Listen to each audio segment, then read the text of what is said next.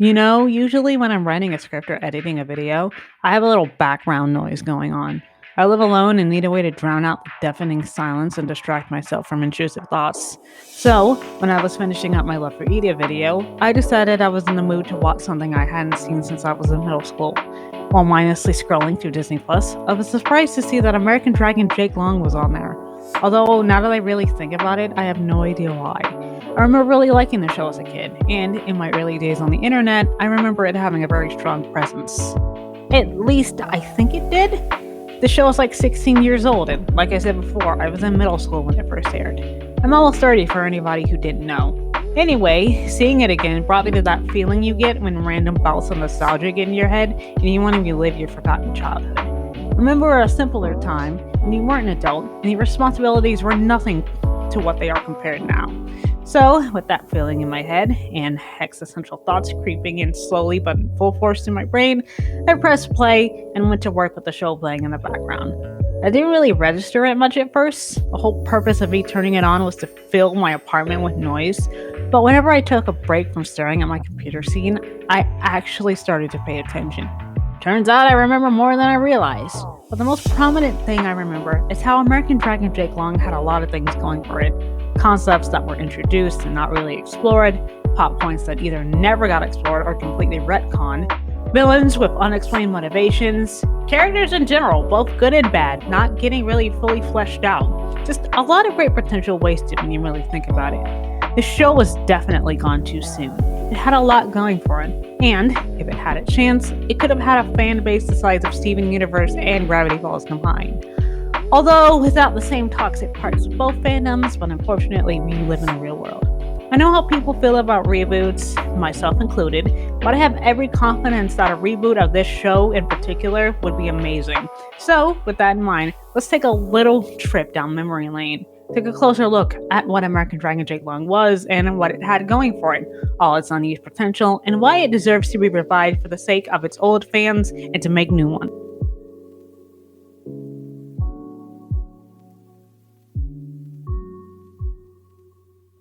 American Dragon Jake Long first premiered on January 21st, 2005 on the Disney Channel. It stars the titular character, Jake Long, a 13-year-old Chinese American boy who, in addition to secretly being a dragon, is also the protector of all magical creatures living in New York.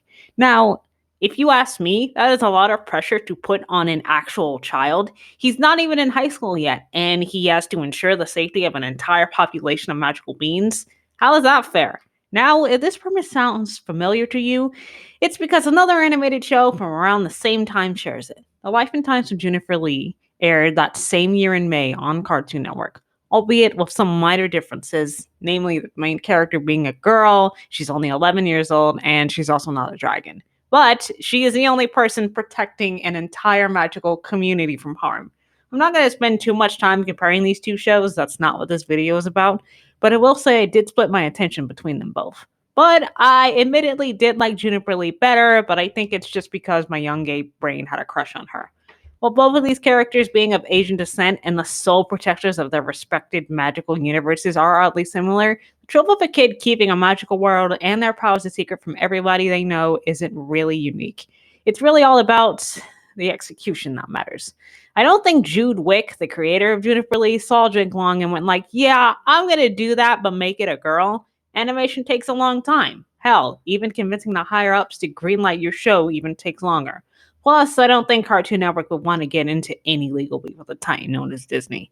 Even still, American Dragon aired from January 2005 to September of 2007. In addition to being syndicated in North America, the show also aired in Canada, Latin America, and Australia. Little side note, on Disney Plus, it says it aired from 2005 to 2006. I have no idea what this is. I assume someone just didn't do their job right. The show definitely ran until 2007. While I won't be getting a new season anytime soon, in addition to being on Disney Plus, you can also watch it on the main channel too, according to the wiki. But only if you're willing to stay up until 2:30 in the morning. Seriously, dude. Who's watching American Dragon Jake Long on cable that early in the morning? Not me. Couple of interesting facts about series creator Jeff Good. Apparently, in addition to working in the field of animation, he also is a pretty accomplished playwright. He's written over 30 plays and he's only 41. God, I wish that was me. Now, I really tried hard to find interviews where Good talks about his work on Disney, but there isn't much to find. I did manage to find one he did for the Safe American Dragon fan website, but I don't know, it looks kind of sus now that I'm thinking about it. I have no idea when this interview took place, who gave it, or even if it's completely legit.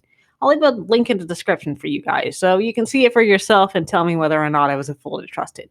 But I can say that Good had a lot of good ideas for the show, but he never got to show fans. In this interview, he actually admits that they're, oh, I just recognize the good thing. Oh, that's not funny. Anyway, only time will tell if this really will happen. But if it does, I absolutely will be watching. I just hope they change their minds and don't make the movie live action. Now, originally, the second season was only supposed to be 18 episodes long, with the season finale being the episode entitled The Love Cruise. The writers up until that point only finished writing those 18 and were ready to start working on the next season. But the higher ups running the channel at the time asked them for a full 31 for all of season 2. To be honest, it would have been best to end the second season there. The episode wraps up a storyline involving Rose and Jake's ever complicated relationship, and would have left viewers wanting more. Asking the writers to come up with 13 more to fill out an already complete season is just ridiculous. I don't think this decision was the reason the show was canceled, though. Although, according to the wiki, Disney wanted to make more episodes after the success of the first two of the show, even a live action movie was planned. However, they decided against the idea and chose the 31st episode of season 2 to be the series finale. I can only imagine who made this choice or why, but it's not surprising. Good shows seem to always get the boot when they're doing well. I mean, just look at what happened to Let's Go KO or The Owl House or even Rise of the Teenage Mutant Ninja Turtles. All of these shows may be different, come from different networks, but they all share one thing. The networks they originated on kicked them off to the curb for no good reason during the height of their fame. I really hate this trend and hope it ends as fast as it started. The main protagonist of the show, Jake Long, is voiced by one of mine and hopefully one of yours favorite voice actors, Dante Bosco. Now, the wiki describes Jake's personality as proud, kind, and loyal, which is all very true, but it really doesn't go into great detail about his just enormous hubris. Seriously, this guy just shows off a lot when he can, and can be kind of irresponsible when it comes to his role as a dragon guardian. But that's understandable. I mean, he's a 13-year-old kid, and they aren't really known for their humility or level headedness. This aspect of him is what makes him an enjoyable and relatable protagonist, though. If a kid ever got the ability to change into a giant fire breathing dragon, I can guarantee you they wouldn't be the most responsible with that kind of power. Like I said before, being made the sole thing keeping an entire community safe before you're even in high school is it's just a lot to handle, man. Some full grown adults can't even keep a plant alive, much less an entire group of people. Like I said before, Jake is easy enough to like, although, and this opinion is not just specific to me, a lot of people didn't love the slang he used. I mean, when you first hear it, it does come off as kinda how do you do, fellow kidsy, and its delivery. In the first season, Jake is just constantly speaking in this New York street slang, I'm assuming was popular in like 2005, and it can get very annoying very fast and infect your viewing experience. Luckily, the writers took a good look at this criticism and toned the way Jake used to talk a lot in the second season. He still uses certain specific jargons, but not with every sentence. Another interesting fact about his role as a dragon, Jake is actually the first official American dragon. This is revealed in season 1, episode 9, titled Dragon Summit. The episode really doesn't go into detail about this fact, it's just kind of mentioned that he's the first dragon to be a protector in America. But apparently, and I don't know if I'm reading this wrong, he only has to worry about the magical creatures in New York specifically. But I'm getting ahead of myself. We can talk about that more in another video. Although I gotta say, it's very on brand for America to not have anyone in charge about an entire community of vulnerable people. And then when they do, it's an actual child who also happens to be a minority and can't tell anyone about the good thing he does. Very good. Love this country I live in. Lao Shi, aka Grandpa or Gramps, is not only Jake's grandfather, but also his dragon mentor. He is voiced by Keone Young. I know, right? That's awesome. Gramps in his youth was the Chinese dragon, but immigrated to New York in the 1980s soon after his daughter, Jake's mother, was born. At least I think that's when he did. I can't really say when he moved to America, but it had to have been, if not in the late 70s, in the early 80s at least. Now, the show doesn't go into full detail about his past. He does get a single episode talking about his time as a Chinese dragon during the 70s when he lived in Hong Kong, appropriately called Hong Kong Nights, but that's about it. Apparently, he's also a legend in the magical community, having faced the number one threat to all magical creatures in the world and lived to tell about it.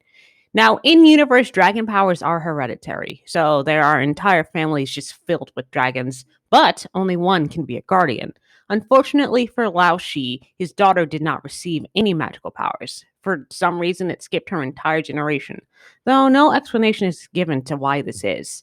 This implies that if she had received powers, she would have been the first American dragon, and not Jake. Now, Lao Shi plays the role of older and more disciplined dragon master well, often scolding Jake for his lack of respect for his duties. But he believes his grandson is worthy for the title of First American Dragon. He knows Drake tries his hardest in everything he does, and does everything he can to help the young dragon fulfill his destiny as a protector of others. I don't know what it is about John DiMaggio playing a magical talking dog, but it works and I absolutely love it. Food Dog is a 600-year-old talking Sharpei who serves as Jake's magical animal guardian. He keeps Jake in the know about everything when it comes to monsters and magical places. He also helps out a lot with his everyday dragon training alongside Gramps. Mainly used for either lore dumping or comic relief, Fu is actually pretty funny to see. In my opinion, he gets the best, and if not, dirtiest jokes out of all the characters. It's the role DiMaggio was born to play. Hey friends, so this is me post editing. I lost some audio and I don't know where it went, but a couple of things I guess forgot to mention about Food Dog.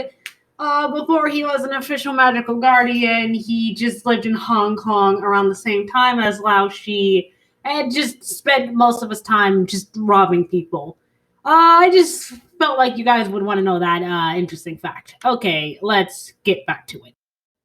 Okay, so I don't have a lot to say about Jake's two best friends, Trixie and Spud, but honestly, there isn't really a lot to say about them. At least at this time, there's not. Maybe in the next video, there will be. I looked up their sections in the wiki, but a lot of it consists of just their friendship with Jake, how they help him with dragon stuff when they find out the truth, and nothing really anything personal about them. In a good portion of the first season, Jake keeps his identity as a dragon a secret from them, but in the season one, episode 7, entitled Professor Rotwood's Thesis, they learn the truth by accidentally selling their best friend to a crazy man. It wasn't their fault. They didn't know. Now, when I hear Trixie talk, I can place other characters I've heard with her exact force before, but I just can't remember the name. It's like a thing with me. I see or hear a voice actor in my head, and I see the characters they play, but I just can't place their name, and it sucks. Now, it turns out she's voiced by Callie Troy. Like, I knew I recognized that voice. She's freaking Rocket from Young Justice and Tarani from Witch. Now, like I said before, outside her friendship with Jake, Trixie doesn't have a lot going on in her personal life. In the wiki, she's described as sassy, vivacious, and somewhat tomboyish. Yeah, that means nothing to me. I have no idea how to properly define this teenage girl. Spud is a little bit better, but not too much. He has the role of slacker friend who is secretly an actual genius. A genius whose personal philosophy is if people know I'm smart, they won't let me have any fun. I really couldn't find more on his voice actor, Charlie Finn. According to his IMDb page, most of his career is in live action shows. He really is the only VA His really only VA credit is American Dragon. All in all, these are both good kids and always have Jake's back, despite never really having any agency of their own.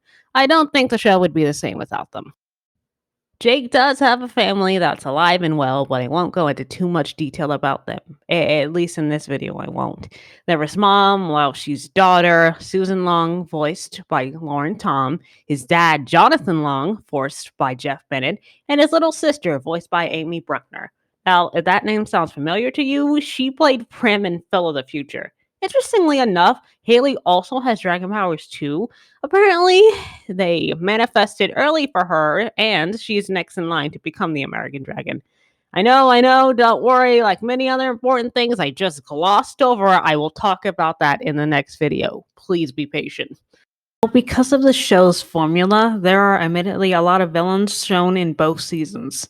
one-offs that are lucky to even be referenced after their initial appearance, and reoccurring ones with plots that are far more sinister in nature. Jake also fights a collection of monsters from multiple well-known myths and stories as well. I'll only talk about a few of the recurring villains for now. They are honestly much more enjoyable. I'll start out with my personal favorite and most interesting, the Hunts Clan. Now, the Hunts Clan is a human organization that is hell bent on the eradication of all magical creatures, especially dragons. Led by a man only known as the Huntsman or Huntsmaster by his subordinates, the Hunts Clan are very effective as a threat to Jake and the other protagonists. They have very high numbers, a lot of advanced technology for hunting, and a predisposition for violence against all magic. Hell, they even steal babies from their parents. If a child is born with the mark of the huntsman, a birthmark in the shape of a dragon, they are destined to be a hunter. The huntsman is a pretty intimidating dude on his own. He alone is a fourth major threat to all magical creatures. Now, Jeff Bennett does a really good job in giving him a very sinister cadence. It's why he's one of my favorite voice actors of all time. He's done a lot of characters I like Brooklyn from Gargoyles. You guys remember Gargoyles? Sorry, this is a little on topic. Let's get back. The show never really goes into explicit reason why the Hunt clan is the way that it is. I mean, sure, it's obvious that they hate all magical creatures, but there's no reason as to why this is. I blame there not being a third season. I'm sure if the staff had more time, the full history of the Hunt clan would have been explored more. The Dark Dragon is, well, if you want a super generic villain whose motive has been done 100 times before, but better, but with him, it's as boring as it's ever been, you've got the Dark Dragon. Seriously, guys, this dude kind of sucks as a main villain. In my opinion, he does. He only shows up for about 4 episodes in total. Well, technically 3.5, but I don't do semantics very well. First appearing in Season 1, Episode 9, Dragon Summit, the Dark Dragon is defined as a being of pure dark magic and the ultimate evil. You guys remember that I mentioned that just the Huntsman himself was the fourth major threat to all magical creatures? Well, this guy is the first. He is the strongest of all the dragons and only has one goal to enslave the entire human race and make dragons the dominant species on Earth. Sounds pretty sinister if you ask me. But, like the Hunt clan, the Dark Dragon seems like he has a lot going on from him as a character, but it's only really surface level. You learn nothing about who he is or why he wants to rule over humans. I mean, sure, he kind of works as a good foil for Jake, but he has nothing else interesting about him. I mean, he's voiced by Clancy Brown for crying out loud. That guy does great work as a villain. Look at Mr. Krabs. Have you ever seen anybody so bad? Oh, to see so much being done with this guy is actually hurts. I know I'm cheating by putting Rose in the villain category, but who really cares? Hopefully, none of you lovely people watching. Now, Rose technically is a twist villain, and a very good one, I'll have to admit. She is not only revealed to be a member of the Hunts clan, but the Huntsman's personal apprentice. Now, when I was younger, I honestly didn't see this coming at first, but now watching the show when I'm older, I can admit that it barely hides this secret. I mean, in the first episode, when we meet her as Hunt's girl, you can see the birthmark on her right hand. And then when we see her on screen as just Rose, you can see the exact same mark. This reveal happens in the first episode. The first. Look, I'm not saying they should have milked the secret for as long as possible for shock value or whatever, but come on, no one even tried to properly hide it. I'm not saying Rose being the Hunts girl is a bad thing. It's not. It's actually really clever writing. She's not just Jake's love interest, she's also one of his greatest enemies. And when the two find out about each other's secrets, it complicates their relationship a lot and makes them question their role in everything that they do. I'm just saying, we could have been left in the dark a little longer about the whole thing. Now, I think Rose has a very interesting backstory. She was taken away from her parents when she was just an infant by a group of crazy obsessed dragon hunters, trained by said crazy people to hate all magical creatures for no reason, forced to fight a specific dragon who turns out to be the guy she likes, having the safety of her parents she was stolen from threatened. Oh, and also almost sucked into a vortex because of a bunch of MacGuffin magical crystal skulls. Yeah, that's a lot for any teenager to deal with. Added bonus, she's also voiced by Mae Whitman, so technically speaking, Zutara is canon in your universe. You're welcome, shippers, for that. To be honest with you guys, I'm not a fan of when a character story, especially a well written female character, only gives them agency when it comes to their romantic interests. And Rose kind of fits into this trope when it comes to her and Jake's relationship, but I think her entire backstory for now is enough to make me forgive this fact. Okay, so a couple of things I didn't mention in the script, and I'm just too lazy to rewrite the whole thing to fit it in, but here we go. So, in the first season, in episode 12, it's kind of, and I don't know when this was established, that Trixie kind of had an idea that Rose might be the Hunts girl, and every time she tells Jake, he's like, "No, yeah, that can't be her." But by the end of the episode, and this is how he found out, she's pinned to a tree. I don't take that out of context; it's perfectly normal.